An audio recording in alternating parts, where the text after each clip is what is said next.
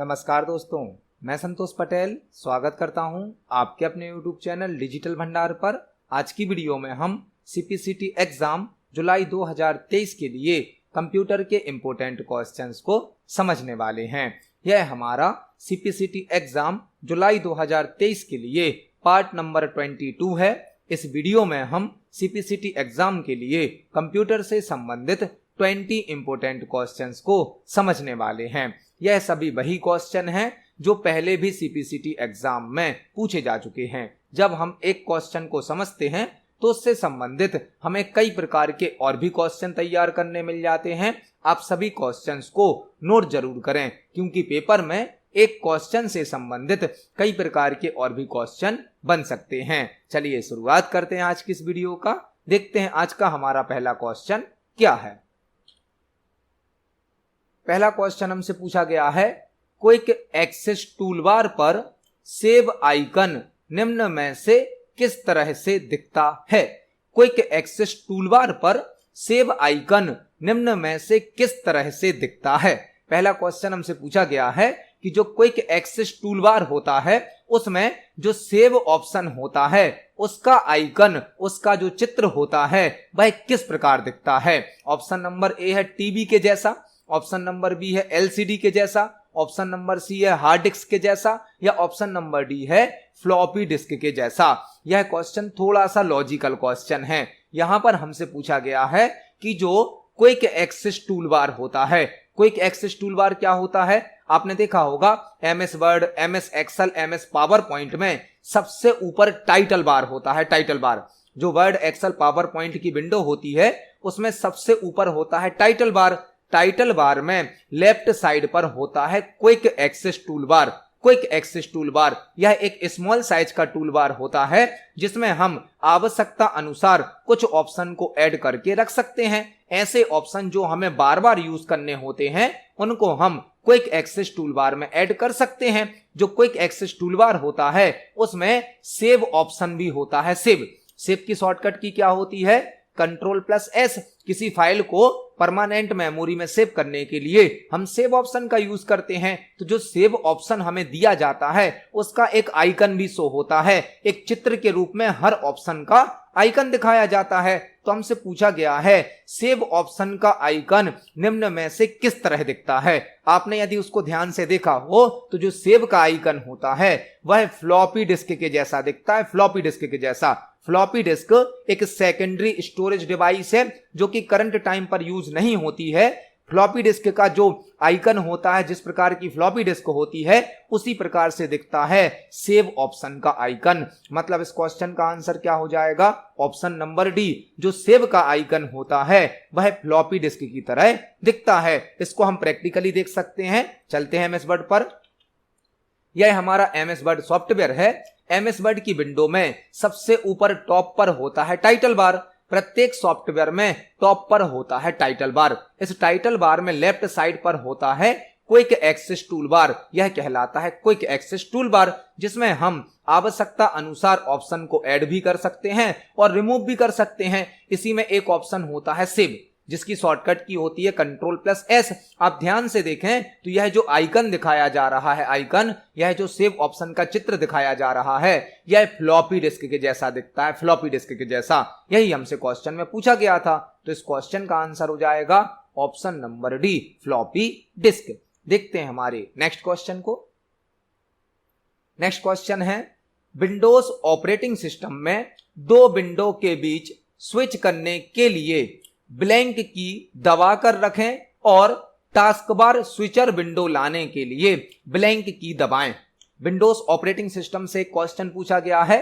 Windows operating system में दो window के बीच में स्विच करने के लिए ब्लैंक की दबाकर रखें और टास्क बार स्विचर विंडो लाने के लिए ब्लैंक की दबाएं। हमसे एक क्वेश्चन पूछा गया है कि यदि विंडोज ऑपरेटिंग सिस्टम पर एक साथ 2-3 विंडो ओपन है, एक साथ 2-3 सॉफ्टवेयर ओपन है, और यदि हमें एक सॉफ्टवेयर की विंडो से डायरेक्ट दूसरे सॉफ्टवेयर की विंडो पर जाना है तो हमें कौन सी शॉर्टकट की यूज करना चाहिए। एक की को दबा कर रखना पड़ेगा और एक की को बाद में दबाना पड़ेगा, प्रेस करना पड़ेगा। यह शॉर्टकट की का क्वेश्चन है और यह क्वेश्चन पूछा गया है स्विच एप्लीकेशन से। स्विच एप्लीकेशन का मतलब क्या है? एक सॉफ्टवेयर से दूसरे सॉफ्टवेयर पर जाना, एक विंडो से दूसरे विंडो पर जाना, उसे बोला जाता है स्विच प्रोग्राम या स्विच एप्लीकेशन, जिसकी शॉर्टकट की होती है alt plus tab. Alt plus tab से हम एक प्रोग्राम से या एक विंडो से दूसरी विंडो पर या प्रोग्राम पर जा सकते हैं। इस शॉर्टकट की को यूज करने के लिए आपको ऑल्ट की को दबाकर रखना होता है और जो टास्क बार स्विचर विंडो है जिसमें सभी विंडो के आइकन दिखते हैं, उसको लाने के लिए टैब की को दबाना होता है। मतलब एक विंडो से दूसरी विंडो पर जाने के लिए या एक प्रोग्राम से दूसरे प्रोग्राम पर जाने के लिए ऑल्ट प्लस टैब का यूज किया जाता है। इस क्वेश्चन का आंसर हो जाएगा ऑप्शन नंबर डी। आपसे यह क्वेश्चन इस प्रकार भी पूछा जा सकता है कि स्विच प्रोग्राम की शॉर्टकट की क्या होती है? वह होती है ऑल्ट प्लस टैब। इसको हम प्रैक्टिकली भी देख सकते हैं। हमने कीबोर्ड से ऑल्ट की को प्रेस किया और अब हम टैब की को प्रेस कर रहे हैं, तो आप देख सकते हैं यह टास्क बार स्विचर विंडो कहलाती है। टास्क बार स्विचर विंडो, इस विंडो में यह शो किया जाता है कि हमारे कंप्यूटर पर अभी कौन कौन सी विंडो खुली है, कौन कौन से प्रोग्राम खुले हैं। हमें जिस विंडो पर जाना है उस विंडो को सिलेक्ट करने के बाद यदि हम टैब की को छोड़ दें, ऑल्ट की को छोड़ दें, तो हम उस विंडो पर आ जाते हैं। यह कहलाता है ऑल्ट प्लस टैब, जो कि एक विंडो से दूसरी विंडो पर जाने के लिए यूज किया जाता है। इस क्वेश्चन का आंसर हो जाएगा ऑप्शन नंबर डी। देखते हैं हमारे नेक्स्ट क्वेश्चन को। नेक्स्ट क्वेश्चन है ईमेल में क्या क्या शामिल हो सकता है? ईमेल में क्या क्या शामिल हो सकता है? अगला क्वेश्चन हमसे ईमेल से संबंधित पूछा गया है। ईमेल में क्या क्या शामिल हो सकता है? ईमेल से संबंधित क्वेश्चन है। यहां पर आपको 4-5 क्वेश्चन तैयार करने हैं। ईमेल का फुल फॉर्म क्या होता है? Electronic mail. ईमेल का फुल फॉर्म क्या होता है? Electronic mail. पहला ईमेल सन 1971 में भेजा गया था, जो कि रे टॉमलिंसन के द्वारा भेजा गया था। पहला ईमेल सन 1971 में भेजा गया था, जो कि रे टॉमलिंसन के द्वारा भेजा गया था। इसलिए इन्हें फादर ऑफ ईमेल भी कहा जाता है। फादर ऑफ ईमेल कहा जाता है रे टॉमलिंसन को, क्योंकि इन्होंने पहला ईमेल 1971 में सेंड किया था। हमसे क्वेश्चन पूछा गया है ईमेल में क्या क्या शामिल हो सकता है। मतलब जब हम किसी को ईमेल भेजते हैं तो हम उसमें क्या क्या अटैच कर सकते हैं, क्या क्या ऐड कर सकते हैं। ऑप्शन नंबर ए क्या है? टेक्स्ट और फाइल है लेकिन चित्र नहीं। ऑप्शन नंबर ए में दिया गया है हम टेक्स्ट को अटैच कर सकते हैं, फाइल को अटैच कर सकते हैं, लेकिन चित्र मतलब ग्राफिक्स को अटैच नहीं कर सकते। ऑप्शन नंबर बी क्या दिया गया है? टेक्स्ट और चित्र लेकिन फाइलें नहीं। यह भी गलत है। ऑप्शन नंबर सी क्या है? टेक्स्ट और फाइलें तथा चित्र भी। यह हमारे क्वेश्चन का आंसर होगा। जब हम किसी को ईमेल भेजते हैं, ईमेल सेंड करते हैं, तो उसमें हम टेक्स्ट को भी टाइप कर सकते हैं, कोई फाइल भी अटैच कर सकते हैं और कोई ग्राफिक्स या चित्र भी अटैच कर सकते हैं, सेंड कर सकते हैं। इस क्वेश्चन का आंसर यही है। ऑप्शन नंबर डी क्या है? चित्र और वीडियो लेकिन जिप्ड फाइल नहीं। यह भी गलत है, यह भी गलत है। हम ईमेल में टेक्स्ट को, इमेज को, फाइल को, जिप फाइल को अटैच कर सकते हैं। मतलब इस क्वेश्चन का आंसर क्या हो जाएगा? ऑप्शन नंबर सी। टेक्स्ट और फाइलें तथा चित्र भी ईमेल में शामिल हो सकता है। तो इस क्वेश्चन का आंसर हो जाएगा ऑप्शन नंबर सी, टेक्स्ट और फाइलें तथा चित्र भी। देखते हैं हमारे नेक्स्ट क्वेश्चन को। नेक्स्ट क्वेश्चन है इंटरनेट से हमारे कंप्यूटर में फाइल स्थानांतरित करने की प्रक्रिया ब्लैंक कहलाती है। बहुत ही बेसिक सा और सिंपल सा क्वेश्चन है। कई बार सीपीसीटी के पेपर में पूछा जाता है। यहां पर आपको 2 क्वेश्चन तैयार करने मिलेंगे। क्वेश्चन क्या पूछा गया है? इंटरनेट से हमारे कंप्यूटर में फाइल स्थानांतरित करने की प्रक्रिया ब्लैंक कहलाती है। मतलब जब इंटरनेट से कोई फाइल आपके कंप्यूटर में ट्रांसफर की जाती है तो वह कौन सी प्रक्रिया के द्वारा की जाती है। यहां पर आपको 2 क्वेश्चन तैयार करने हैं। जो हमारा कंप्यूटर होता है वह कहलाता है क्लाइंट कंप्यूटर या लोकल कंप्यूटर। एक क्लाइंट कंप्यूटर या लोकल कंप्यूटर होता है यूजर का कंप्यूटर, और इंटरनेट पर जो भी डेटा रखा होता है वह रखा होता है सर्वर कंप्यूटर पर या होस्ट कंप्यूटर पर, या जिसे हम रिमोट कंप्यूटर भी कह सकते हैं। तो सारा डेटा इंटरनेट पर कहां रखा होता है, सर्वर पर या होस्ट पर या रिमोट कंप्यूटर पर। और यूजर के पास कौन सा कंप्यूटर होता है, क्लाइंट कंप्यूटर या लोकल कंप्यूटर। जब इंटरनेट से मतलब सर्वर से किसी फाइल को यूजर के कंप्यूटर पर ट्रांसफर किया जाता है तो उसे कहा जाता है डाउनलोडिंग। डाउनलोडिंग, आप किसी फाइल को डाउनलोड करते हैं इंटरनेट से, वही तो पूछा गया हमसे।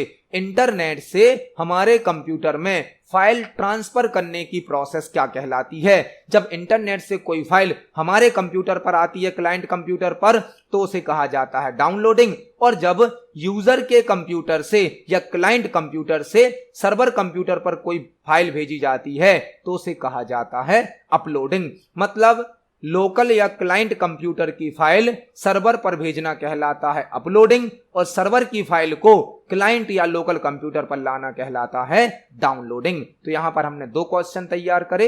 इस क्वेश्चन का आंसर हो जाएगा ऑप्शन नंबर बी। इंटरनेट से हमारे कंप्यूटर में फाइल ट्रांसफर करने की प्रोसेस डाउनलोडिंग कहलाती है। देखते हैं हमारे नेक्स्ट क्वेश्चन को। नेक्स्ट क्वेश्चन है, मल्टीमीडिया से तात्पर्य संचार में एक से अधिक ब्लैंक का उपयोग करना है। मल्टीमीडिया से तात्पर्य संचार में मतलब कम्युनिकेशन में एक से अधिक ब्लैंक का उपयोग करना है। यह क्वेश्चन मल्टीमीडिया से पूछा गया है। मल्टीमीडिया से तात्पर्य कम्युनिकेशन में एक से अधिक ब्लैंक का उपयोग करना होता है। हमसे यहां पर क्वेश्चन पूछा गया है कि जो मल्टीमीडिया है उसमें कम्युनिकेशन करने के लिए एक से अधिक क्या उपयोग किए जाते हैं। ऑप्शन नंबर ए है वीडियो, ऑप्शन नंबर बी है मीडिया, ऑप्शन नंबर सी है फाइल, ऑप्शन नंबर डी है इमेज। मल्टीमीडिया क्या है? मल्टीमीडिया कंप्यूटर साइंस में यूज होने वाली एक इंपोर्टेंट टेक्निक है। कंप्यूटर साइंस के अंदर मल्टीमीडिया का यूज बहुत अधिक किया जाता है। मल्टीमीडिया 2 शब्दों से मिलकर बना है, एक मल्टी और एक मीडिया। मल्टी मतलब क्या होगा? कई, और मीडिया मतलब क्या हो जाएगा? माध्यम। मल्टी मतलब कई, मीडिया मतलब माध्यम। यदि हमारे पास कोई जानकारी है, हमारे पास कोई इंफॉर्मेशन है और उसे यदि हमें यूजर्स के साथ शेयर करना है तो मल्टीमीडिया हमें कई माध्यम उपलब्ध कराता है।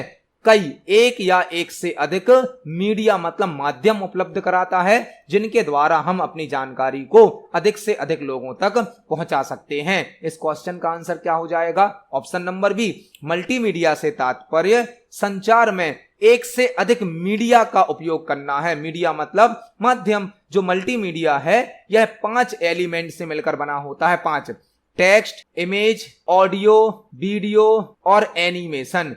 मल्टीमीडिया के यह 5 एलिमेंट होते हैं। इन 5 के द्वारा हम अपनी किसी इंफॉर्मेशन को अधिक से अधिक लोगों तक आकर्षक तरीके से पहुंचा सकते हैं। यही हमसे क्वेश्चन में पूछा गया था। मल्टीमीडिया से तात्पर्य संचार में एक से अधिक माध्यम का उपयोग करना है। माध्यम मतलब मीडिया। आप टेक्स्ट से जानकारी को शेयर कर सकते हो, इमेज के द्वारा, ऑडियो के द्वारा, वीडियो के द्वारा या एनिमेशन के द्वारा। तो इस क्वेश्चन का आंसर हो जाएगा ऑप्शन नंबर बी, मीडिया। देखते हैं हमारे नेक्स्ट क्वेश्चन को।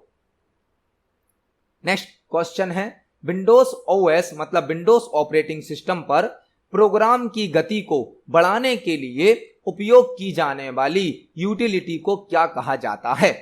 विंडोज ऑपरेटिंग सिस्टम पर प्रोग्राम मतलब सॉफ्टवेयर की स्पीड को इंक्रीज करने के लिए उपयोग की जाने वाली यूटिलिटी को क्या कहा जाता है? हमसे एक क्वेश्चन पूछा गया है जो कि विंडोज ऑपरेटिंग सिस्टम से संबंधित है। विंडोज ऑपरेटिंग सिस्टम पर यदि हमें अपने प्रोग्राम्स की स्पीड को इंक्रीज करना है, बढ़ाना है, तो उपयोग की जाने वाली यूटिलिटी कौन सी होगी? यूटिलिटी सॉफ्टवेयर कौन से होते हैं? यूटिलिटी सॉफ्टवेयर वह सॉफ्टवेयर होते हैं जो कि हमारे कंप्यूटर सिस्टम का मेंटेनेंस करते हैं, हमारे कंप्यूटर सिस्टम की परफॉर्मेंस को बढ़ा देते हैं, वह कहलाते हैं यूटिलिटी सॉफ्टवेयर। जैसे कि disk defragmenter, disk cleanup, disk formatter और डिस्क एनालाइजर, यह सभी यूटिलिटी सॉफ्टवेयर के एग्जाम्पल हो सकते हैं। हमसे पूछा गया है विंडोज ऑपरेटिंग सिस्टम पर प्रोग्राम की स्पीड को बढ़ाने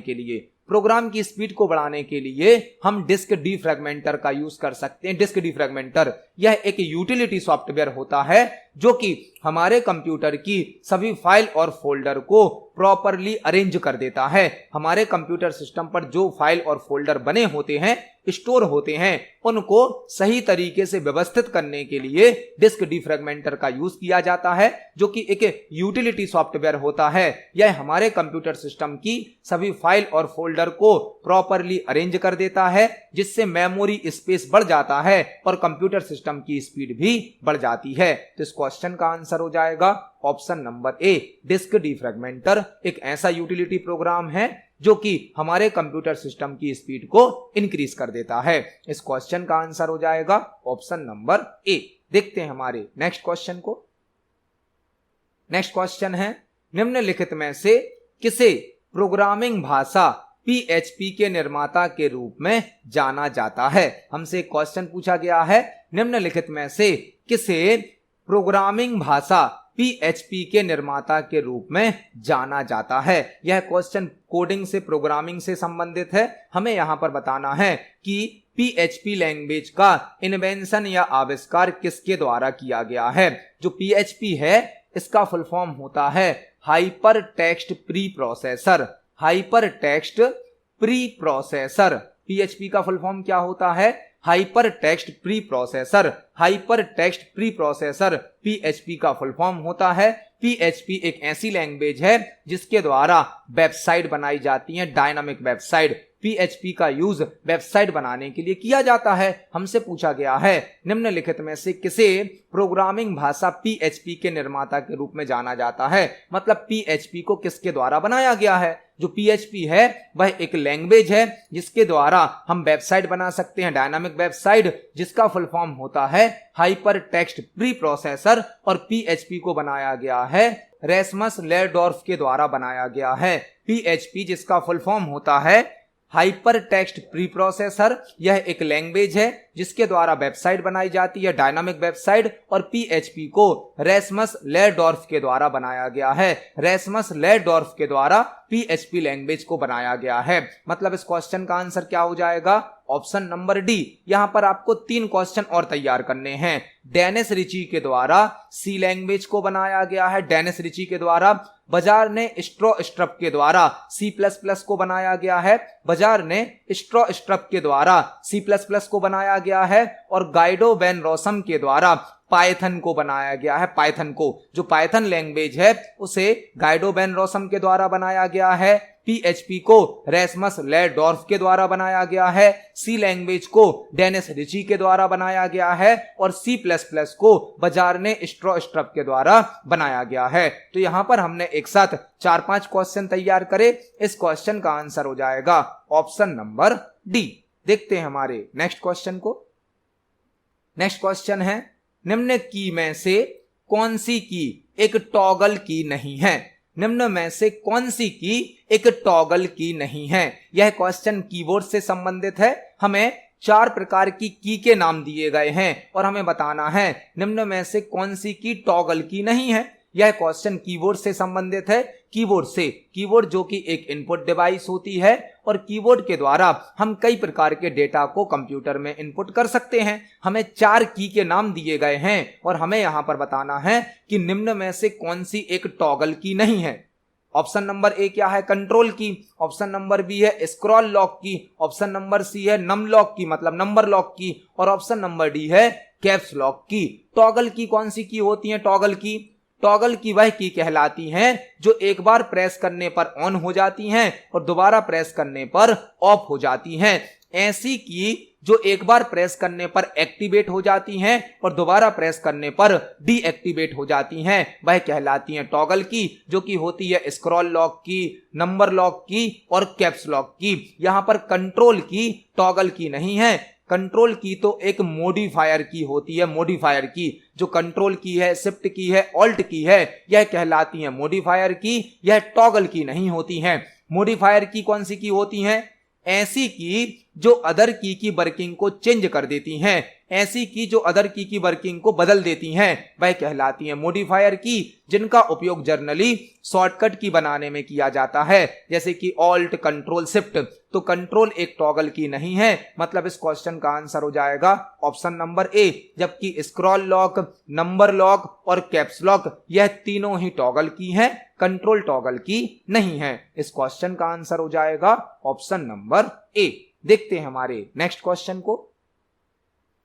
नेक्स्ट क्वेश्चन है, वह भाषा जो कंप्यूटर समझ और निष्पादित कर सकता है क्या कहलाती है? वह भाषा जो कंप्यूटर समझ सकता है और एग्जीक्यूट कर सकता है, वह कौन सी भाषा कहलाती है? यह क्वेश्चन भी कोडिंग से, प्रोग्रामिंग से संबंधित है। हमें यहां पर बताना है वह कौन सी लैंग्वेज होती है जो कंप्यूटर के द्वारा समझी जा सकती है और कंप्यूटर के द्वारा एग्जीक्यूट की जा सकती है, रन की जा सकती है। ऑप्शन नंबर ए है मशीन अथवा बाइनरी भाषा, ऑप्शन नंबर बी है application software, option number C है system program, option number D है उच्च स्तरीय भाषा, मतलब हाई लेवल लैंग्वेज। तो कंप्यूटर जो है वह केवल मशीन लैंग्वेज को समझ सकता है, मशीन लैंग्वेज को, जिसे हम बाइनरी लैंग्वेज भी कहते हैं, जिसे हम लो लेवल लैंग्वेज भी कहते हैं, जिसमें केवल 0 और 1 का यूज ही किया जाता है। तो मशीन लैंग्वेज या बाइनरी लैंग्वेज या लो लेवल लैंग्वेज एक ऐसी लैंग्वेज है जिसे कंप्यूटर के द्वारा समझा जाता है और एग्जीक्यूट किया जाता है। यह फर्स्ट जनरेशन की प्रोग्रामिंग लैंग्वेज है, फर्स्ट जनरेशन की, जिसे ट्रांसलेट करने की आवश्यकता नहीं होती है, ट्रांसलेट करने की आवश्यकता नहीं होती है। आपसे क्वेश्चन पूछा जा सकता है ऐसी कौन सी प्रोग्रामिंग लैंग्वेज होती है जिसे ट्रांसलेट करने की आवश्यकता नहीं होती है? जब हम कोई सॉफ्टवेयर या प्रोग्राम बनाते हैं तो हम बनाते हैं हाई लेवल लैंग्वेज में, लेकिन कंप्यूटर समझता है लो लेवल लैंग्वेज में। तो जितनी भी हाई लेवल लैंग्वेज हैं उनको हमें किस में बदलना पड़ता है? लो लेवल लैंग्वेज में। लेकिन कंप्यूटर जो समझता है वह तो समझता है लो लेवल लैंग्वेज, और मशीन लैंग्वेज, बाइनरी लैंग्वेज यह ऑलरेडी लो लेवल लैंग्वेज है, मतलब इसको कन्वर्ट करने की, ट्रांसलेट करने की आवश्यकता नहीं होती है। इस क्वेश्चन का आंसर हो जाएगा ऑप्शन नंबर ए। मशीन लैंग्वेज, बाइनरी लैंग्वेज या लो लेवल लैंग्वेज एक ऐसी लैंग्वेज होती है जो कंप्यूटर के द्वारा समझी जा सकती है और निष्पादित मतलब एग्जीक्यूट भी की जा सकती है। देखते हैं हमारे नेक्स्ट क्वेश्चन को। नेक्स्ट क्वेश्चन है, यूनिक्स में हु कमांड का क्या उपयोग है? यूनिक्स में हु कमांड का क्या उपयोग है?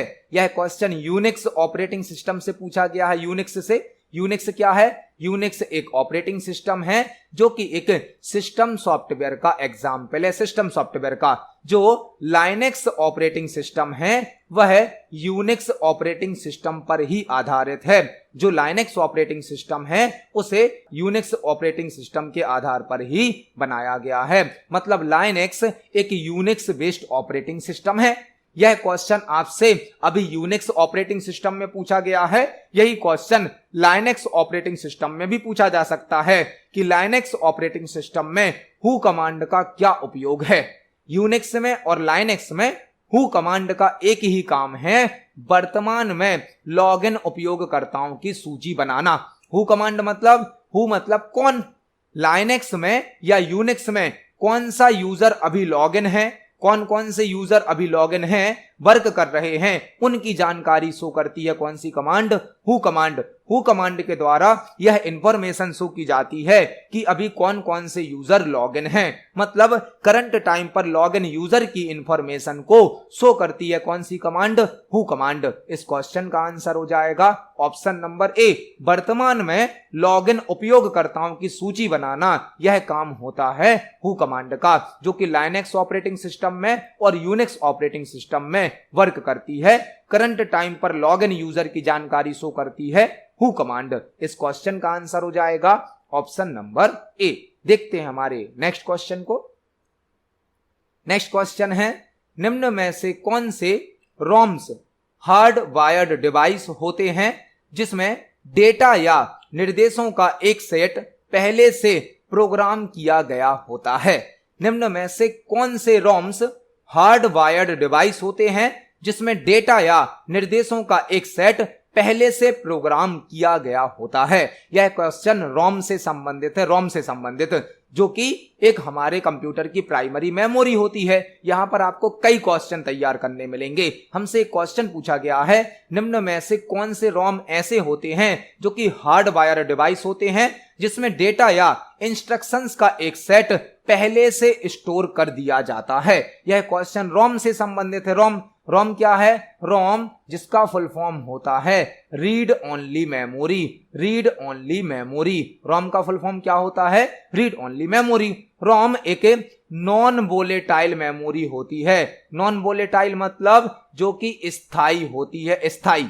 एक होती है रैम, रैम मतलब रैंडम एक्सेस मेमोरी, जो कि वोलेटाइल होती है। वोलेटाइल मतलब अस्थाई, जबकि रोम तो होती है नॉन वोलेटाइल। नॉन वोलेटाइल मतलब स्थायी होती है। रोम में डेटा को परमानेंट स्टोर किया जाता है। जो रोम होती है वह डेटा को परमानेंटली स्टोर करती है। रोम मदरबोर्ड में इनबिल्ट होती है। जब मदरबोर्ड को बनाया जाता है तब उसमें रोम चिप को भी इनबिल्ट कर दिया जाता है, फिट कर दिया जाता है। रोम में स्टोर प्रोग्राम को फर्मवेयर कहा जाता है। फर्मवेयर, रोम में जो प्रोग्राम या सॉफ्टवेयर स्टोर होता है उसे फर्मवेयर कहा जाता है, जो कि होता है BIOS. BIOS basic input output system. जो बायोस प्रोग्राम होता है वह रोम में स्टोर होता है। अब हमसे क्वेश्चन पूछा गया है, निम्न में से कौन से रोम हार्डवायर डिवाइस होते हैं जिसमें डेटा या निर्देशों का एक सेट पहले से प्रोग्राम किया गया होता है। मतलब ऐसी रोम के बारे में हमें बताना है जिसमें डेटा या प्रोग्राम को पहले से ही स्टोर कर दिया जाता है, जिसे हम चेंज नहीं कर सकते हैं। वह कहलाती है एम रोम। एम रोम जिसका फुल फॉर्म क्या होता है? मास्क रोम। मास्क रोम।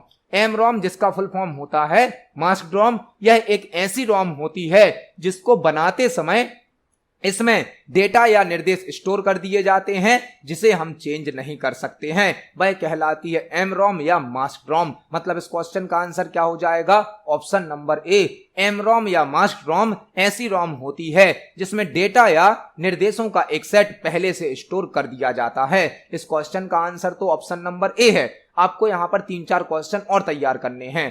पी रोम, पी रोम एक ऐसी रोम है जिसमें हम एक बार अपने प्रोग्राम को स्टोर कर सकते हैं। मतलब यह ब्लैंक रोम है जिसमें हम अपने डेटा को एक बार स्टोर कर सकते हैं, फिर उस डेटा को कई बार यूज कर सकते हैं, चेंज नहीं कर सकते। पी रोम मतलब programmable read only memory. Programmable read only memory. Programmable read only memory मतलब जिसमें हम एक बार अपने प्रोग्राम को स्टोर कर सकते हैं। तीसरा ऑप्शन क्या है? ईपीरोम। ईपीरोम मतलब erasable programmable read only memory. Erasable programmable read only memory एक ऐसी रोम जिसमें हम डेटा को क्लीन करके नया डेटा स्टोर कर सकते हैं। मतलब डेटा को इरेज किया जा सकता है। Erasable programmable read only memory. और इसमें डेटा को इरेज करने के लिए और दोबारा डेटा को स्टोर करने के लिए अल्ट्रा वायलेट रेस का यूज किया जाता है। अल्ट्रा वायलेट रेस का। और लास्ट ऑप्शन है हमारा ईईपीरोम। ईईपीरोम मतलब electrically erasable programmable read only memory. Electrically erasable programmable read only memory यह एक ऐसी रोम होती है जिसमें हम बार बार पुराने डेटा को हटाकर नया डेटा स्टोर कर सकते हैं। और इससे डेटा को रिमूव करने के लिए और डेटा को स्टोर करने के लिए इलेक्ट्रिक सर्किट का यूज किया जाता है। इलेक्ट्रिकली इरेजेबल मतलब इलेक्ट्रिक सर्किट के द्वारा इसके डेटा को हटाया जाता है और नया डेटा स्टोर कर दिया जाता है। तो यहां पर हमने एक साथ कई क्वेश्चन तैयार करे। इस क्वेश्चन का आंसर है ऑप्शन नंबर ए, एम रोम या मास्क रोम एक ऐसी रोम होती है जिसको बनाते समय उसमें डेटा या प्रोग्राम स्टोर कर दिए जाते हैं। देखते हैं हमारे नेक्स्ट क्वेश्चन को। नेक्स्ट क्वेश्चन है, एमएस वर्ड 2016 में लाइन और paragraph spacing drop down menu में अंतिम 2 विकल्प ब्लैंक स्पेसिंग विकल्प हैं। एमएस वर्ड से क्वेश्चन पूछा गया है। एमएस वर्ड 2016 में लाइन और paragraph spacing drop down menu में last 2 option blank spacing option होते हैं। यह क्वेश्चन एमएस वर्ड से पूछा गया है कि एमएस वर्ड में जो लाइन और पैराग्राफ स्पेसिंग का ड्रॉप डाउन मेन्यू होता है उसमें लास्ट 2 जो ऑप्शन होते हैं वह ब्लैंक स्पेसिंग से संबंधित होते हैं। एमएस वर्ड का क्वेश्चन है जो कि लाइन स्पेसिंग और पैराग्राफ स्पेसिंग से संबंधित है। लाइन स्पेसिंग क्या होती है? जब हम कोई पैराग्राफ टाइप करते हैं तो दो लाइनों के बीच में जो गैप होता है उसे कहा जाता है लाइन स्पेसिंग या लाइन स्पेस। दो लाइनों के बीच के गैप को कहा जाता है लाइन स्पेस। जबकि दो पैराग्राफ के बीच में जो गैप होता है इसे कहा जाता है पैराग्राफ स्पेसिंग।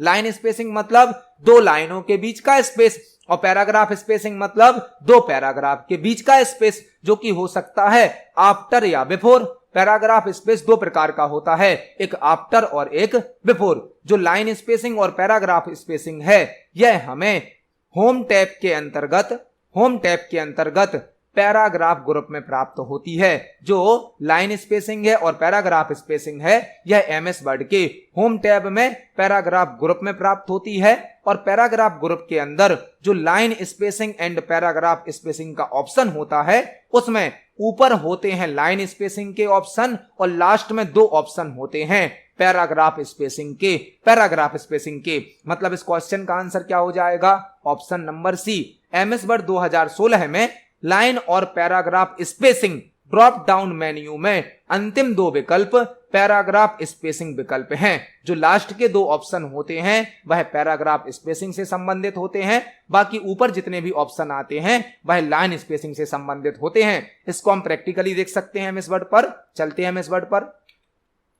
एमएस वर्ड के होम टैब में पैराग्राफ ग्रुप में एक ऑप्शन होता है, एक ड्रॉप डाउन मेन्यू होता है लाइन एंड पैराग्राफ स्पेसिंग। जब आप इस ऑप्शन पर क्लिक करेंगे तो यहां आप देख सकते हैं ऊपर यह जो ऑप्शन दिए गए हैं यह लाइन स्पेसिंग के ऑप्शन हैं और लास्ट में दो ऑप्शन दिए गए हैं जो कि पैराग्राफ स्पेसिंग से संबंधित हैं। पैराग्राफ स्पेसिंग से एड स्पेस बिफोर पैराग्राफ और रिमूव स्पेस आफ्टर पैराग्राफ। यह जो लास्ट के दो ऑप्शन हैं यही हमसे पूछे गए हैं। यह दोनों ही ऑप्शन किस स्पेसिंग से संबंधित हैं? पैराग्राफ स्पेसिंग से। इसमें जो लास्ट में दो ऑप्शन होते हैं यह दोनों ऑप्शन होते हैं पैराग्राफ स्पेसिंग से संबंधित।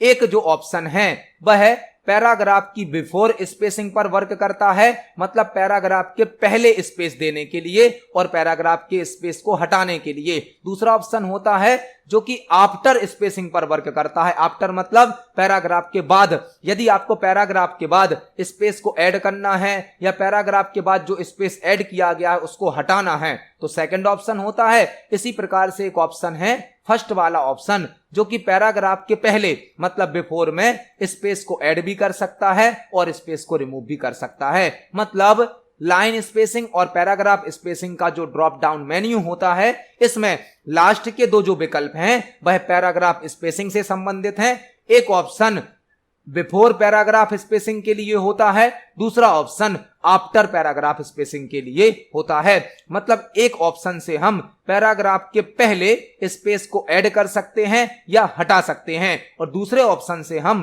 पैराग्राफ के बाद में स्पेस को ऐड भी कर सकते हैं और हटा भी सकते हैं। तो इस क्वेश्चन का आंसर हो जाएगा option number C. MS Word 2016 में लाइन स्पेसिंग और पैराग्राफ स्पेसिंग का जो ड्रॉप डाउन मेन्यू होता है उसमें अंतिम दो विकल्प पैराग्राफ स्पेसिंग के विकल्प होते हैं। इस क्वेश्चन का आंसर है ऑप्शन नंबर सी। देखते हैं हमारे नेक्स्ट क्वेश्चन को। नेक्स्ट क्वेश्चन है बायोमेट्रिक उपकरण ब्लैंक के लिए सर्वोत्तम तकनीक प्रदान करता है। बायोमेट्रिक उपकरण ब्लैंक के लिए सर्वोत्तम तकनीक प्रदान करता है। हमें एक क्वेश्चन दिया गया है कि जो बायोमेट्रिक डिवाइस होती हैं, बायोमेट्रिक डिवाइस ब्लैंक के लिए सर्वोत्तम तकनीक प्रदान करता है, मतलब बेस्ट टेक्निक प्रोवाइड करता है। जो बायोमेट्रिक डिवाइस होती हैं यह किसके लिए बहुत अच्छे से वर्क करती हैं यह हमें बताना है। ऑप्शन नंबर ए क्या है? एक्सेस कंट्रोल के लिए। ऑप्शन नंबर बी क्या है? एंटीवायरस प्रोटेक्शन के लिए। ऑप्शन नंबर सी क्या है? डेटा इंक्रिप्शन के लिए। ऑप्शन नंबर डी क्या है? ईमेल सिक्योरिटी के लिए। जो बायोमेट्रिक डिवाइस होती हैं वह कहलाती हैं इनपुट डिवाइस। बायोमेट्रिक डिवाइस कौन सी डिवाइस कहलाती हैं? इनपुट डिवाइस, जो कि किसी प्रकार के डेटा को स्कैन करके इनपुट करने के लिए यूज की जाती हैं। यदि हमें यूजर के फिंगरप्रिंट को स्कैन करना है, थंब एक्सप्रेशन को स्कैन करना है, फेस डिटेक्शन करना है, वॉइस रिकॉग्निशन करना है, रेटिना को स्कैन करना है, तो बायोमेट्रिक डिवाइस का यूज किया जाता है जो कि इनपुट डिवाइस होती हैं। और बायोमेट्रिक डिवाइस का यूज एक्सेस कंट्रोल के लिए किया जाता है। एक्सेस कंट्रोल क्या होता है? एक्सेस कंट्रोल सिस्टम एक ऐसा सिस्टम होता है जो कि यह डिसाइड करता है कि किसी यूजर के पास किस रिसोर्स का एक्सेस है या रिसोर्स का एक्सेस नहीं है। मतलब कौन सा यूजर किस रिसोर्स को एक्सेस कर सकता है या एक्सेस नहीं कर सकता है, यह चेक करता है एक्सेस कंट्रोल सिस्टम। और एक्सेस कंट्रोल सिस्टम में बायोमेट्रिक डिवाइस के द्वारा यूजर की इंफॉर्मेशन को स्कैन करके वेरीफाई किया जाता है। मतलब इस क्वेश्चन का आंसर हो जाएगा option number A, access control. Biometric device access control के लिए सर्वोत्तम तकनीक प्रदान करता है। बायोमेट्रिक डिवाइस इनपुट डिवाइस होती हैं जो कि यूजर के थंब एक्सप्रेशन को, फिंगरप्रिंट को, वॉइस रिकॉग्निशन को, फेस डिटेक्शन को और रेटिना को स्कैन करती हैं। इस क्वेश्चन का आंसर हो जाएगा option number A, access control. देखते हैं हमारे नेक्स्ट क्वेश्चन को। नेक्स्ट क्वेश्चन हमसे पूछा गया है, दिए गए दशमलव संख्या के द्विआधारी समकक्ष क्या है? दिए गए दशमलव संख्या के द्विआधारी समकक्ष क्या है? यह क्वेश्चन कंप्यूटर के नंबर सिस्टम से पूछा गया है। कंप्यूटर के नंबर सिस्टम से अब सीपीसीटी के एग्जाम में कंप्यूटर नंबर सिस्टम से भी क्वेश्चन पूछे जाते हैं। यह क्वेश्चन हमें कंप्यूटर नंबर सिस्टम से दिया गया है। कंप्यूटर नंबर सिस्टम 4 प्रकार के होते हैं। कंप्यूटर में 4 प्रकार के नंबर सिस्टम यूज किए जाते हैं। एक होता है बाइनरी नंबर सिस्टम जिसका बेस होता है 2, इसे ही बोला जाता है द्विआधारी। द्विआधारी मतलब जिसका 2 बेस होता है, बाइनरी नंबर सिस्टम। एक होता है ऑक्टल नंबर सिस्टम जिसका बेस होता है 8। एक होता है डेसिमल नंबर सिस्टम जिसका बेस होता है 10, जिसे दशमलव संख्या बोला गया है। इसी का हमें क्वेश्चन दिया गया है। और एक होता है हेक्साडेसिमल नंबर सिस्टम जिसका बेस होता है 16। कंप्यूटर में डेटा को स्टोर करने के लिए, डेटा को रिप्रेजेंट करने के लिए 4 प्रकार के नंबर सिस्टम यूज किए जाते हैं। पहला होता है बाइनरी नंबर सिस्टम जिसका बेस होता है 2। दूसरा होता है ऑक्टल नंबर सिस्टम जिसका बेस होता है 8। तीसरा होता है डेसिमल नंबर सिस्टम जिसका बेस होता है 10। और लास्ट होता है हेक्साडेसिमल नंबर सिस्टम जिसका बेस होता है 16। हमें यहाँ पर कंप्यूटर नंबर सिस्टम का क्वेश्चन दिया गया है, दिए गए दशमलव संख्या मतलब हमें डेसिमल नंबर दिया गया है। आप देख सकते हैं 10 बेस है कि द्विआधारी मतलब किस में बदलना है? बाइनरी में बदलकर हमें बताना है आंसर क्या होगा। मतलब हमें एक डेसिमल नंबर दिया गया है जिसको हमें बाइनरी में बदलकर यह बताना है कि आंसर क्या होगा। एक हमें डेसिमल नंबर दिया गया है जिसको हमें किस में बदलना है? बाइनरी में बदलना है। इसको सॉल्व करना बहुत ही आसान है और इसको सॉल्व करने के कई तरीके हो सकते हैं, कई तरीके। यहां पर हम आपको इस क्वेश्चन को सॉल्व करने का एक बहुत ही आसान तरीका बताने वाले हैं जिससे आप कम समय में किसी भी डेसिमल नंबर को बाइनरी नंबर में बदल सकते हैं। हमें एक डेसिमल नंबर दिया गया है 23 मतलब 23 जो कि डेसिमल में है और हमें किस में बदलना है? द्विआधारी में मतलब बाइनरी में बदलना है। बाइनरी में केवल 2 ही अंक होते हैं, 0 और 1। तो बाइनरी में इसको कैसे बदलेंगे? यदि आपको कोई भी डेसिमल नंबर दिया जाता है, आप उसको यदि बाइनरी में बदलना चाहते हैं तो आप एक सीरीज याद कर लें। सीरीज है हमारी 1 2 4 8 16, इसके बाद आ जाएगा 32 के बाद 64 के बाद 128। इस सीरीज को आपको राइट साइड से स्टार्ट करना है। राइट से 1 से स्टार्ट करेंगे, 1 का डबल करेंगे तो क्या हो जाएगा 2 का डबल करेंगे तो 4 का डबल करेंगे तो 8 का डबल करेंगे तो 16 के आगे जाएंगे तो क्या आ जाएगा फिर 32 के आगे जाएंगे तो 64। ऐसे इसको बढ़ाते जाना है। आप ध्यान से देखें, हमें जो नंबर दिया गया है 23, इसको बनाने के लिए हम इतनी सीरीज का यूज कर सकते हैं। हमें 23 बनाना है, 23। अब 23 बनाने के लिए आप इन नंबर में से देखें आपको किस किस नंबर की जरूरत पड़ेगी। 23 मतलब 23 बनाना है तो 23 आप कैसे बना सकते हो? आपको एक तो 16 की जरूरत पड़ेगी 16 की। यदि 16 में 8 जोड़ेंगे तो हो जाएगा 24, मतलब 8 की जरूरत तो है नहीं। 16 में हम कितने जोड़ देंगे? 4, तो हो जाएगा 20। और 20 में 2 जोड़ेंगे तो कितना हो जाएगा? 22। और 22 में 1 जोड़ देंगे तो कितना हो जाएगा? 23। यही हमें क्वेश्चन में दिया गया है। यहां पर आप जो जो नंबर यूज कर रहे हो उसको 1 दे दीजिए। 1 हम 16 को यूज करेंगे तो क्या दे दिया 1, 8 को तो यूज कर नहीं रहे तो क्या दे दिया 0, 4 को यूज कर रहे तो इसे भी 1 दे दो, 2 को यूज कर रहे तो इसे भी 1 दे दो और 1 को यूज कर रहे तो इसे भी 1 दे दो। यह हमारा आंसर निकल आया। हमें 23 बनाना है, डेसिमल में 23 23, और 23 बनाने के लिए हमने सीरीज क्या यूज करी 1 2 4 8 16, और बड़ा नंबर होता तो हम इसके बाद 32 कर लेते, 64 कर लेते, लेकिन हमें तो 23 बनाना था, इसलिए हमने सीरीज को कहां तक लिया है 16 तक। यदि यहां पर और बड़ा नंबर होता तो हम सीरीज को और आगे बढ़ा देते। अब हमें इन सभी नंबर को जोड़कर 23 बनाना है, 23 बनाना है। तो 23 कैसे बनेगा 16 का यूज किया तो इसको 1 दे दो, 8 का यूज नहीं किया तो 0 दे देंगे, 4 का यूज किया तो 16 और 4 कितने होगा 20, दोनों को यूज कर रहे हैं तो 1 से रिप्रेजेंट कर दिया, 2 हो जाएंगे 22, 2 का यूज किया तो इसको भी 1 दे दिया, 1 को यूज करेंगे 23 करना है तो इसको भी 1 दे दिया। यह हमारा आंसर है। आंसर हो जाएगा 10111। आप देख सकते हैं इस क्वेश्चन को सॉल्व करना कितना आसान है। हम इस क्वेश्चन को एक और एग्जाम्पल से समझते हैं। फॉर एग्जाम्पल हमें एक डेसिमल नंबर दे दिया गया है जो कि हो सकता है फॉर एग्जाम्पल 45। हमें एक डेसिमल नंबर दिया गया है 45। अब हमें इसे बदलना है किसमें बाइनरी में, मतलब 0-1 में। तो इसको कैसे बदलेंगे आपको सीरीज लिखनी है 1 2 4 8 16।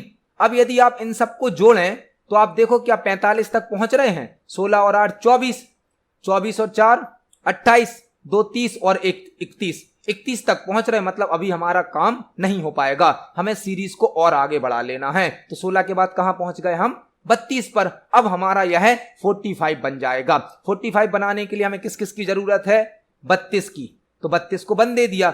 अब यदि हम 32 और 16 को जोड़ें तो ये तो हो जाएंगे 48, ज्यादा हो जाएंगे, मतलब 16 की जरूरत नहीं है तो 16 को 0 दे दिया। 32 में 8 जोड़ेंगे तो कितने हो जाएंगे 40 हो जाएंगे, मतलब 8 की जरूरत है। और 40 में हम 4 जोड़ दें तो हो जाएंगे 44, 2 जोड़ेंगे तो 46 हो जाएगा, तो इसको 0 कर दो, 1 जोड़ देंगे तो हो जाएगा 45। यह 45 का बाइनरी निकल आया। तो आपको ध्यान रखना है छोटा नंबर होगा तो सीरीज कम तक यूज करें, बड़ा नंबर है तो सीरीज को बढ़ा लें। इस प्रकार से आप किसी भी डेसिमल नंबर को बहुत ही कम समय में बाइनरी में बदल सकते हो। इसको हमने एक साथ 2 एग्जाम्पल से समझा है। हमारे चैनल पर ऑलरेडी सभी नंबर सिस्टम को कन्वर्ट करने के लिए वीडियो अपलोड किया गया है। आप सभी प्रकार के नंबर सिस्टम को कन्वर्ट करना जरूर सीख लें, क्योंकि पेपर में 1-2 क्वेश्चन इसके आते ही हैं। इस क्वेश्चन का आंसर हो जाएगा ऑप्शन नंबर डी 10111। देखते हैं हमारे नेक्स्ट क्वेश्चन को। नेक्स्ट क्वेश्चन है निम्नलिखित में से कौन सा एक ऐसा इनपुट उपकरण है जो किसी उपयोगकर्ता को एक विशेष पेन जैसी सलाका मतलब स्टाइलस के माध्यम से हाथ से ठीक उसी प्रकार छवियां, एनिमेशन और ग्राफिक्स बनाने में सक्षम करता है जिस प्रकार एक व्यक्ति कागज पर पेंसिल से छवियां बनाता है। यह क्वेश्चन पहले भी सीपीसीटी के एग्जाम में पूछा गया है, मतलब यह क्वेश्चन 2-3 बार सीपीसीटी के एग्जाम में आया है। और यह जो टॉपिक है जिस टॉपिक से यह क्वेश्चन लिया गया है उसका एक क्वेश्चन पेपर में जरूर पूछा जा रहा है। हमसे क्वेश्चन क्या पूछा गया है, निम्नलिखित में से कौन सा एक ऐसा इनपुट डिवाइस है जो किसी यूजर को एक विशेष पेन जिसे सलाका या स्टाइलस बोला जाता है, स्टाइलस के माध्यम से हाथ से ठीक उसी प्रकार छवियां मतलब इमेज, एनिमेशन और ग्राफिक्स बनाने में सक्षम करता है जिस प्रकार एक व्यक्ति कागज पर पेंसिल से छवियां बनाता है। हमसे एक क्वेश्चन पूछा गया है जो कि इनपुट डिवाइस से संबंधित है। इनपुट डिवाइस से संबंधित एक ऐसी इनपुट डिवाइस के बारे में हमें बताना है जिसमें एक स्टाइलिस का पेन का यूज किया जाता है और पेन के माध्यम से हम बिल्कुल वैसे ड्राइंग कर सकते हैं जैसे एक यूजर कागज पर पेंसिल से ड्राइंग करता है। वह इनपुट डिवाइस कहलाती है डिजिटाइजर टैबलेट। डिजिटाइजर टैबलेट जिसे ग्राफिक्स टैबलेट भी बोला जाता है, जिसे ड्राइंग टैबलेट भी बोला जाता है, जिसे पेन टैब भी बोला जाता है। यह एक इनपुट डिवाइस होती है जिसमें हमें एक स्क्रीन या सरफेस दिया जाता है जिसके साथ एक पेन भी होता है। इस पेन को कहा जाता है स्टाइलस। जब हम पेन को स्क्रीन पर मूव करते हैं तो हम बिल्कुल वैसी ड्राइंग कर सकते हैं जैसी हम कागज पेंसिल से करते हैं। अभी हम आपको यह सभी जो क्वेश्चन एक्सप्लेन कर रहे हैं, इसमें हम जो लिखते हैं, आपको जो ड्राइंग बना के दिखाते हैं, वह सभी डिजिटाइजर टैबलेट के माध्यम से ही होता है, जो कि एक इनपुट डिवाइस है जिसके साथ हमें एक स्क्रीन या एक सरफेस दिया जाता है, जिसके साथ एक स्टाइलिश मतलब पेन भी होता है। पेन को स्क्रीन पर मूव करके हम स्क्रीन पर कुछ लिख सकते हैं या ड्राइंग कर सकते हैं। तो डिजिटाइजर टैबलेट, जिसे digital tablet, graphic tablet, drawing tablet, pen tablet भी कहा जाता है, जो कि एक इनपुट डिवाइस होती है। इस क्वेश्चन का आंसर हो जाएगा ऑप्शन नंबर ए, डिजिटाइजर या डिजिटाइजर टैबलेट। देखते हैं हमारे नेक्स्ट क्वेश्चन को। नेक्स्ट क्वेश्चन है, इनमें से कौन सी संख्याएं केवल 0 और 1 से बनी हैं? इनमें से कौन सी संख्याएं केवल 0 और 1 से बनी हैं? यह क्वेश्चन भी कंप्यूटर नंबर सिस्टम से संबंधित है। अभी हमने प्रीवियस एक क्वेश्चन में इस क्वेश्चन को भी डिस्कस कर लिया है। हमसे क्वेश्चन पूछा गया है, इनमें से कौन सी संख्याएं केवल 0 और 1 से बनी हैं? ऑप्शन नंबर ए है हेक्साडेसिमल, ऑप्शन नंबर बी है डेसिमल, ऑप्शन नंबर सी है बाइनरी और ऑप्शन नंबर डी है बोथ हेक्साडेसिमल एंड डेसिमल। तो जो बाइनरी नंबर होते हैं, बाइनरी नंबर, वह केवल 0 और 1 से बने होते हैं, जिसे हम मशीन लैंग्वेज भी कहते हैं, जिसे हम लो लेवल लैंग्वेज भी कहते हैं, जो कि फर्स्ट जनरेशन की प्रोग्रामिंग लैंग्वेज है, जिसे कंप्यूटर के द्वारा समझा जाता है और कंप्यूटर के द्वारा एग्जीक्यूट किया जाता है। जो बाइनरी नंबर होते हैं, इसमें केवल 0 और 1 का यूज किया जाता है। तो इस क्वेश्चन का आंसर हो जाएगा ऑप्शन नंबर सी, बाइनरी संख्याएं केवल 0 और 1 से बनी होती हैं। इस क्वेश्चन का आंसर है ऑप्शन नंबर सी। देखते हैं हमारे नेक्स्ट क्वेश्चन को। नेक्स्ट क्वेश्चन है, केवल एक केबल का उपयोग कर सभी कंप्यूटरों को जोड़ने के लिए किस टोपोलॉजी का उपयोग किया जाता है? एक क्वेश्चन हमसे पूछा गया है जो कि कंप्यूटर नेटवर्क से संबंधित है। केबल मतलब सिंगल, एक केबल, केबल मतलब यहां पर वायर का उपयोग कर सभी कंप्यूटरों को जोड़ने के लिए किस टोपोलॉजी का उपयोग किया जाता है? यह क्वेश्चन कंप्यूटर नेटवर्क से पूछा गया है। हमें यहां पर यह बताना है कि ऐसी कौन सी टोपोलॉजी होती है जिसमें सिंगल केबल के माध्यम से सभी कंप्यूटर्स को आपस में जोड़ा जाता है। यह क्वेश्चन कंप्यूटर नेटवर्क से पूछा गया है, जो कि टोपोलॉजी टॉपिक से संबंधित है। टोपोलॉजी क्या होती है? टोपोलॉजी किसी कंप्यूटर नेटवर्क का लेआउट सेट करती है। लेआउट मतलब उसका डिजाइन। जब कोई कंप्यूटर नेटवर्क बनेगा तो उसका लेआउट, उसका डिजाइन कैसा होगा, यह सेट करती है टोपोलॉजी।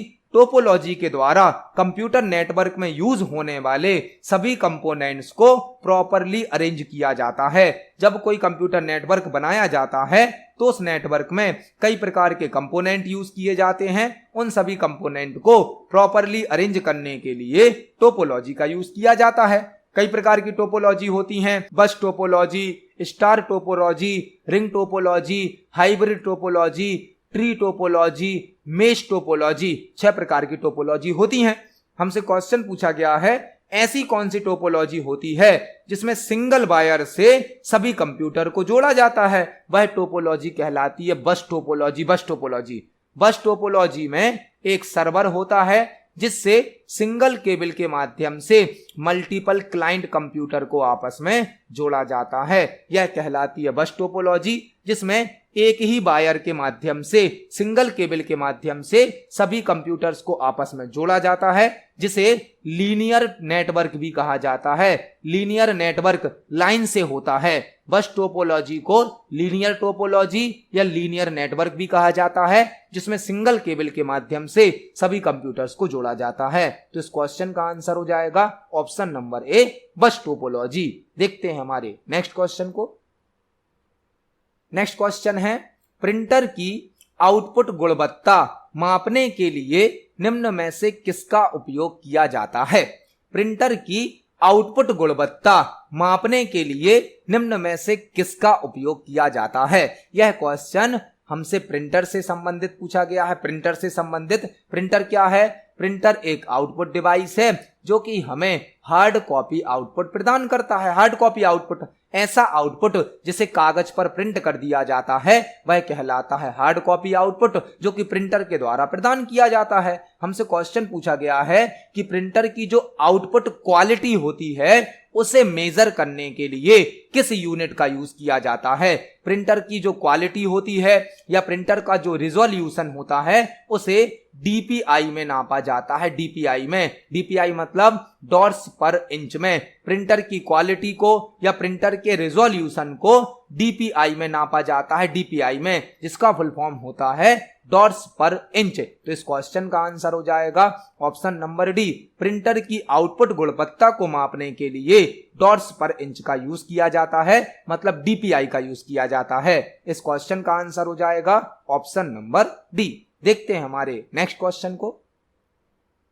नेक्स्ट क्वेश्चन है एमएस वर्ड का पेज ओरिएंटेशन निम्न में से किसे कहा जाता है।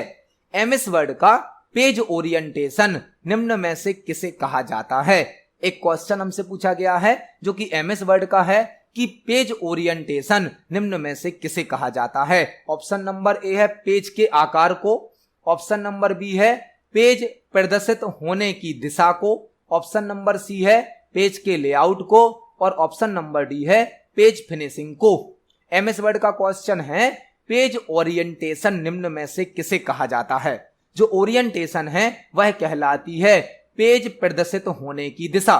पेज के शो होने के जो डायरेक्शन होते हैं वह कहलाती है पेज ओरिएंटेशन। ओरिएंटेशन दो प्रकार की होती हैं। एक होती है पोर्ट्रेट ओरिएंटेशन, पोर्ट्रेट, जिसे हम वर्टिकल ओरिएंटेशन भी कह सकते हैं, जिसमें पेज को लंबाई में शो किया जाता है। और दूसरी होती है लैंडस्केप ओरिएंटेशन, जो कि हॉरिजॉन्टली पेज को शो करती है, चौड़ाई में। पेज ओरिएंटेशन दो प्रकार की होती हैं। एक पोर्ट्रेट ओरिएंटेशन जो कि वर्टिकली या लंबाई में पेज को शो करती है, एक होती है लैंडस्केप ओरिएंटेशन जो कि हॉरिजॉन्टली या चौड़ाई में पेज को शो करती है। ओरिएंटेशन दो ही प्रकार की होती हैं। एमएस वर्ड में डिफॉल्ट ओरिएंटेशन होती है portrait orientation. Orientation option MS word के लेआउट टैब में प्राप्त होता है, जो कि पेज सेटअप ग्रुप में होता है। पेज सेटअप ग्रुप में, एमएस वर्ड के अंदर लेआउट टैब में पेज सेटअप ग्रुप के द्वारा हम ओरिएंटेशन को चेंज कर सकते हैं। ओरिएंटेशन दो प्रकार की होती हैं, पोर्ट्रेट और लैंडस्केप। डिफॉल्ट ओरिएंटेशन होता है पोर्ट्रेट ओरिएंटेशन, जो कि पेज के शो होने के डायरेक्शन को या दिशा को शो करता है। इसको हम प्रैक्टिकली देख सकते हैं। एमएस वर्ड में लेआउट टैब के अंदर पेज सेटअप ग्रुप होता है। यहां पर होती है पेज की ओरिएंटेशन। दो प्रकार की ओरिएंटेशन होती हैं, पोर्ट्रेट और लैंडस्केप। पोर्ट्रेट डिफॉल्ट ओरिएंटेशन होता है जिसमें पेज को लंबाई में शो किया जाता है, और दूसरा होता है लैंडस्केप जिसमें पेज को चौड़ाई में शो किया जाता है। तो इस क्वेश्चन का आंसर हो जाएगा ऑप्शन नंबर बी। पेज प्रदर्शित होने की दिशा पेज ओरिएंटेशन कहलाती है। देखते हैं हमारे नेक्स्ट क्वेश्चन को। नेक्स्ट क्वेश्चन है फाइल सिस्टम के संदर्भ में एनटीएफएस का पूर्ण रूप क्या है। फाइल सिस्टम के संदर्भ में एनटीएफएस का पूर्ण रूप क्या है। हमसे एक क्वेश्चन पूछा गया है कि फाइल सिस्टम से रिलेटेड एनटीएफएस का फुल फॉर्म क्या होता है। एनटीएफएस फाइल सिस्टम क्या होता है। फाइल सिस्टम का मतलब है किसी ड्राइव पर, किसी डिवाइस पर फाइल और फोल्डर को व्यवस्थित करने का तरीका। For example hard disk, floppy disk, pen drive, CD, DVD, कोई भी स्टोरेज डिवाइस जो होती है उस पर फाइल्स को व्यवस्थित करने का जो तरीका है वह कहलाता है फाइल सिस्टम।